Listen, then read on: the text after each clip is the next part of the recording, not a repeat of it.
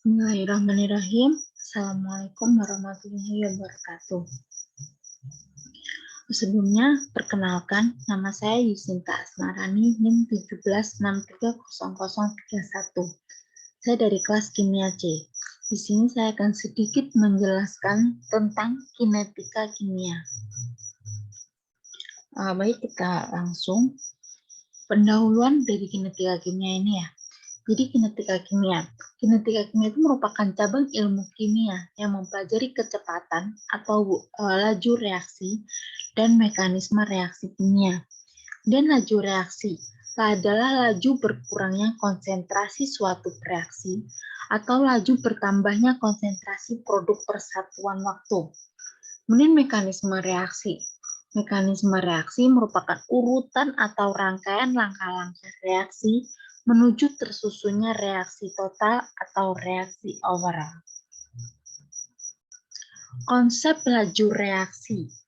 Laju reaksi adalah perbandingan perubahan konsentrasi reaksi atau hasil reaksi terhadap perubahan waktu.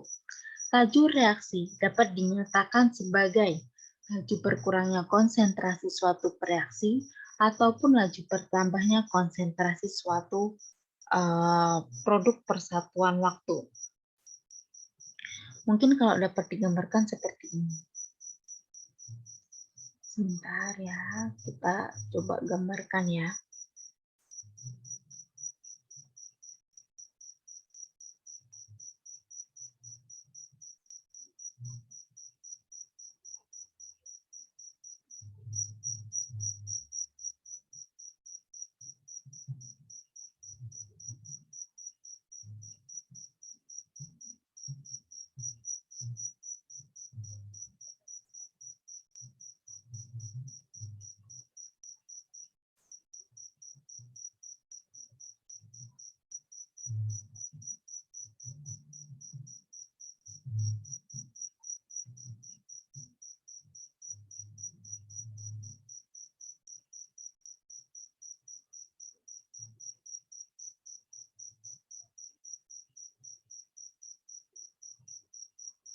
dA per dt ya di sini.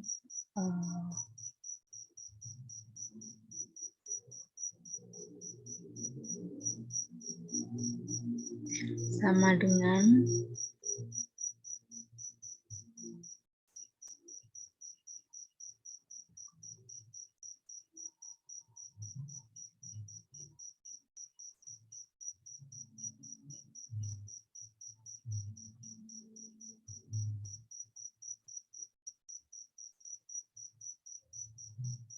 dB per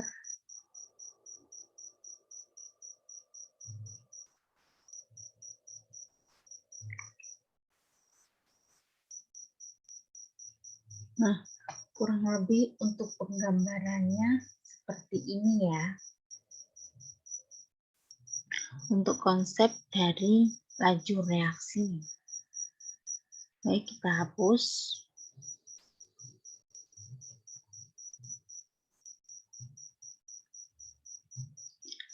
Selanjutnya adalah hukum laju reaksi.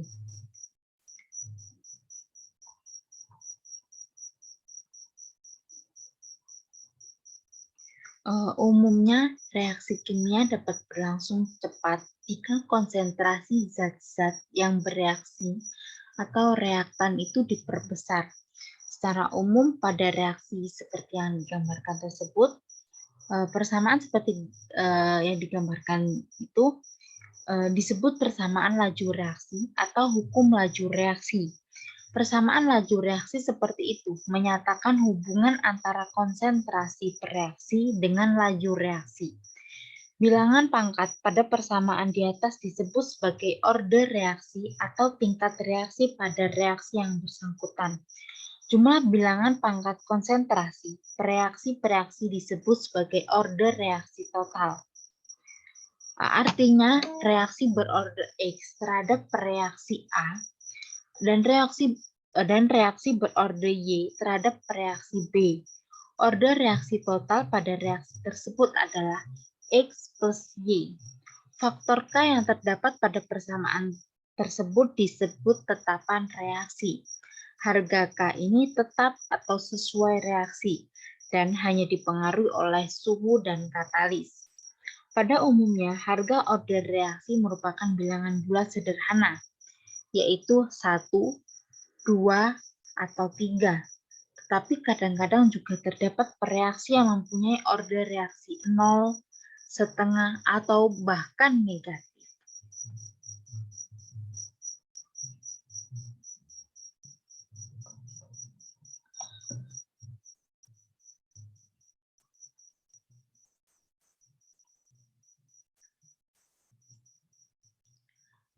Kemudian berlanjut faktor-faktor yang mempengaruhi laju reaksi. Yang pertama ada suhu. Di sini ada 4 ya, suhu, luas permukaan, konsentrasi, dan katalis. Kemudian kita bahas yang suhu. Suhu, kenaikan suhu dapat mempercepat laju reaksi karena dengan naiknya suhu energi kinetik partikel-partikel zat meningkat. Sehingga memungkinkan semakin banyaknya tumbukan efektif yang menghasilkan perubahan. Pengaplikasian suhu ini misalnya bila kita memasak nasi dengan api besar akan lebih cepat dibandingkan ketika kita memasak nasi menggunakan api kecil. Lalu bila kita ingin mengawetkan makanan, misalnya ikan, pasti kita akan memilih mengawetkannya menggunakan lemari es. Mengapa? Karena penurunan suhu ini dapat memperlambat proses pembusukan dari ikan tersebut. Kemudian luas permukaan atau bidang sentuh. Semakin luas permukaan atau bidang sentuh, maka peluang terjadinya tumbukan efektif semakin besar, sehingga reaksi akan semakin cepat. Contohnya, serbuk besi lebih cepat bereaksi dibandingkan dengan paku besi, karena luas bidang sentuh serbuk besi lebih luas daripada paku besi. Yang ketiga, konsentrasi. Jadi semakin besar konsentrasi larutan, berarti jumlah partikel terlarut semakin banyak dan jarak antar partikel juga semakin berdekatan. Sehingga kemungkinan terjadinya tumbukan yang efektif juga semakin besar. Jadi semakin besar konsentrasi, maka reaksi berlangsung semakin cepat.